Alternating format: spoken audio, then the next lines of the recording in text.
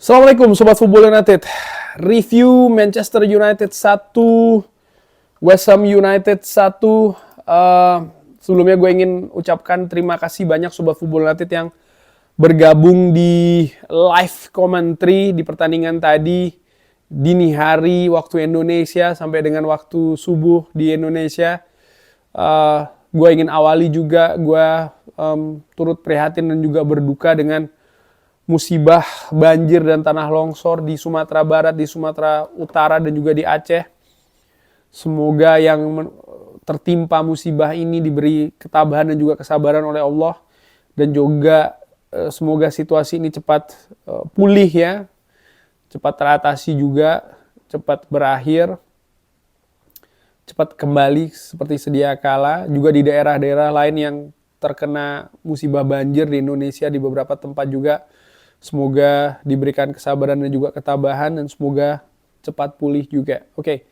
Ya, Ruben Amorim menurunkan 11 pemain tanpa pemain belakang tangguh Manchester United, pemain terbaik klub edisi bulan November, Matthijs de Ligt ya, karena di konferensi pers disebutkan ada 2 pemain yang meragukan situasi fisiknya dan ternyata terjawab sudah.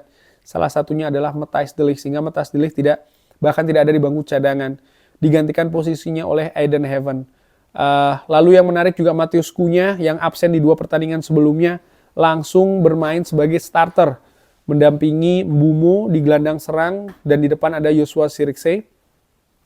Ahmad di kanan, Dalot di kiri, Luke Shaw center back kiri, Nocer Mazraoui center back kanan. Manchester United dengan usahanya ya untuk bisa meraih kemenangan, untuk bisa masuk ke posisi 5 besar. Dari awal mereka langsung mengambil inisiatif, mereka menekan West Ham United. Mereka ingin langsung menciptakan momentum dan juga peluang.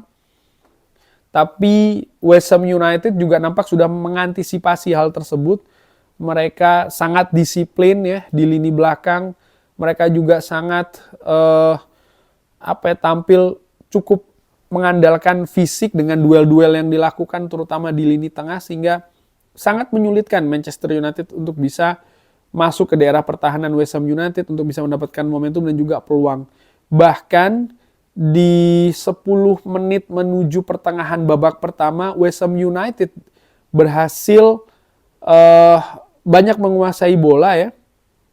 Mereka melakukan possession, mereka pun juga mulai menekan pertahanan Manchester United. Dan kalau menurut gua hal ini terjadi karena 2 wingback dari Manchester United, Diogo Dalot serta Ahmad ini banyak tertahan di daerah pertahanannya mereka sendiri. Bagaimana 2 fullback dari West Ham United, Aaron Wan-Bissaka serta Diouf ini agresif banget ya, ofensif, mereka masuk ke daerah pertahanan Manchester United.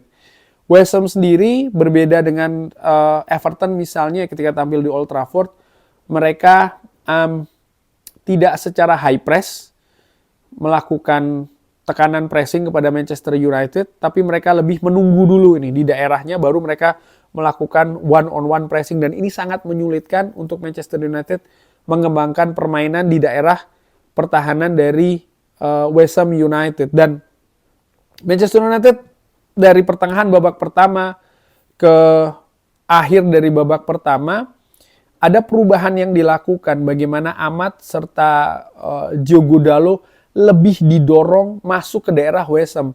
Dan ini ternyata membuat 2 fullback dari West Ham yang tadinya cukup aktif ikut serangan ya, mereka harus tertahan di daerahnya sendiri. Dan berbalik bagaimana Manchester United akhirnya sangat dominan. Mereka banyak mengalirkan bola ke daerah pertahanan dari West Ham. Mereka banyak mendapatkan momentum. Tapi West Ham mereka juga sudah siap gitu ya. Mereka sudah banyak sekali menumpuk pemain bertahan di daerahnya sendiri di kotak penalti. Dan mereka punya keunggulan fisik. Mereka nampak sudah siap dengan serangan-serangan yang ingin Manchester United lakukan. Manchester United sendiri terus berupaya menembus pertahanan West Ham, dan ini tidak mudah karena West Ham sangat-sangat ketat sekali. Yang gua lihat Manchester United cukup sering melakukan crossing-crossing, di mana crossing-crossing yang Manchester United lakukan sering sudah bisa diantisipasi oleh pertahanan West Ham. Ada beberapa peluang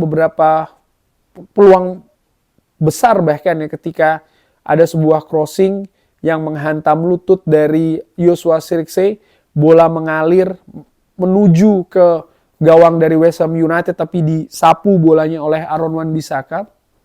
Jatuh di kunya, dia melakukan salto, bolanya membentur pertahanan dari West Ham dan bola jatuh di kaki Bruno Fernandes. Tendangan dari Bruno Fernandes menghantam tiang gawang dari Areola. Sangat disayangkan mengingat ya ketatnya pertahanan West Ham ya. Jadi peluang-peluang tidak cukup banyak dan gua harapkan sebenarnya peluang kecil bisa Manchester United manfaatkan, tapi tidak beruntung situasinya. Memasuki babak kedua, Manchester United langsung ambil inisiatif. Mereka berusaha untuk mencari momentum, langsung menekan West Ham. Hal yang positif, hal yang bagus, hal yang benar menurut gua ya. Dan mereka juga berusaha untuk tampil kreatif, untuk bisa menembus pertahanan West Ham yang langsung tampil dengan ketat dan juga solid. Ada sebuah pergerakan yang dilakukan oleh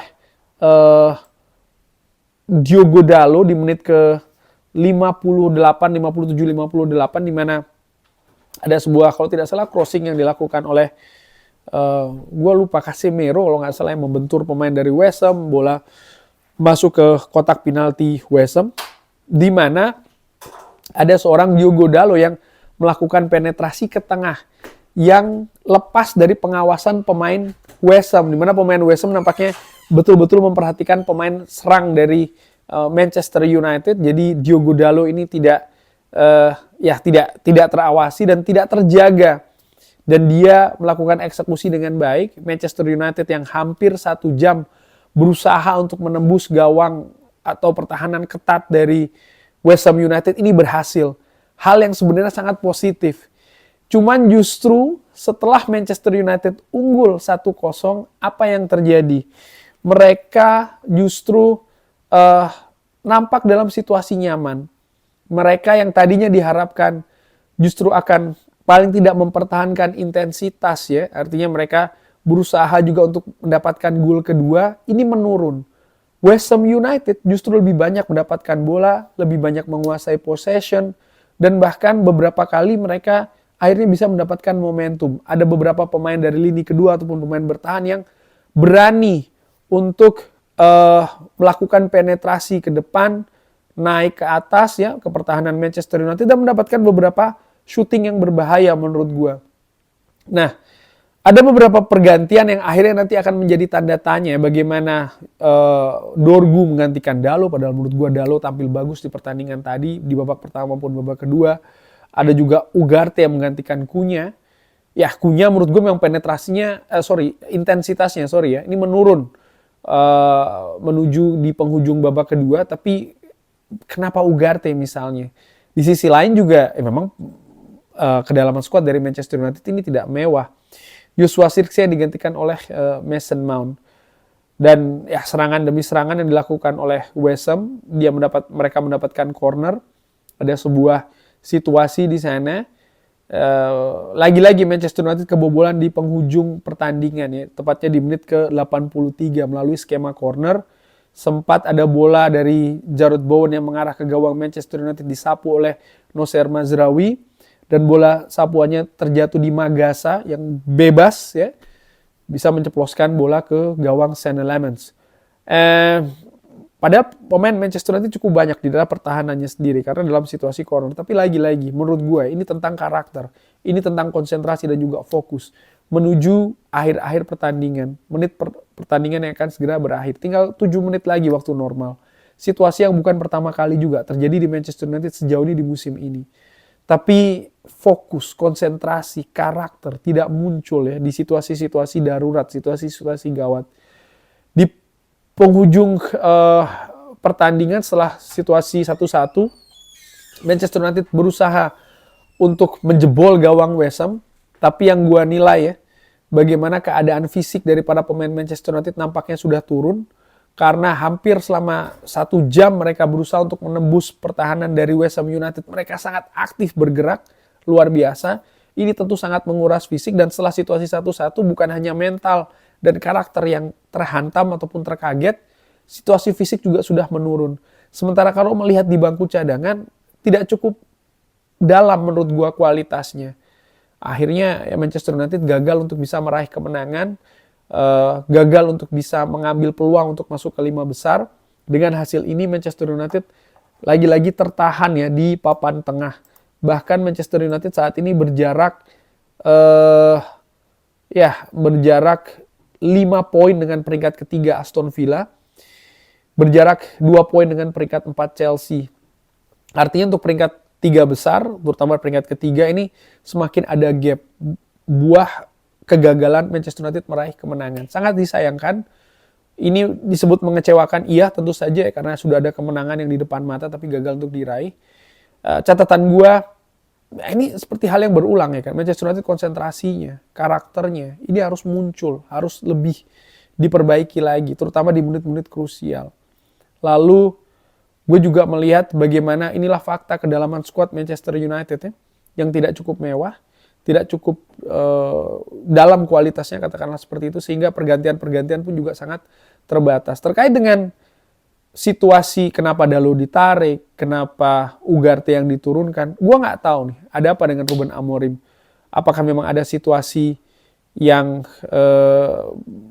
mengganggu Diogo Dalot misalnya ya, apakah situasi fisiknya dia juga menurun atau seperti apa, ini pertimbangan pelatih. Ada informasi gue nggak tahu. Lalu juga kenapa Ugarte yang diturunkan, ya kalau dilihat dari kenapa Ugarte tidak cukup tebal lini ataupun juga pemain yang ada di bangku cadangan ya, mungkin Cunha sebenarnya bisa digantikan oleh Mason Mount, tapi pertanyaannya kenapa Joshua Zirkzee, ada apa situasinya, apakah ini murni taktik ataukah memang ada situasi lain yang memang memaksa seperti itu. Tapi sangat wajar ketika fans akhirnya mempertanyakan keputusan-keputusan ini, karena gol yang diciptakan oleh West Ham, ya ini terjadi setelah pergantian yang dilakukan, 3 pergantian yang dilakukan oleh Ruben Amorim. Jadi menurut gua ini juga merupakan tanggung jawab dari sang pelatih. Tapi tidak satu-satunya ya, karena misalnya tadi tentang fokus, konsentrasi, ini juga merupakan tanggung jawab dari pemain di atas lapangan. Kurang lebih seperti itu Sobat Football United, hasil yang mengecewakan ya. Karena Manchester United gagal lagi-lagi mengambil peluang untuk bisa naik ke papan atas, untuk bisa menjaga gap ya dengan posisi 3 besar setidaknya. Tapi ya masih ada banyak pertandingan di depan. Pekan ke-14 atau match di ke-14 baru saja selesai. Kita lihat akan seperti apa Manchester United di pertandingan selanjutnya. Seperti biasa, komen pendapat yang lainnya, drop di kolom komen. Jangan lupa like, sholat, dan juga subscribe. Wassalamualaikum warahmatullahi wabarakatuh. Thank you.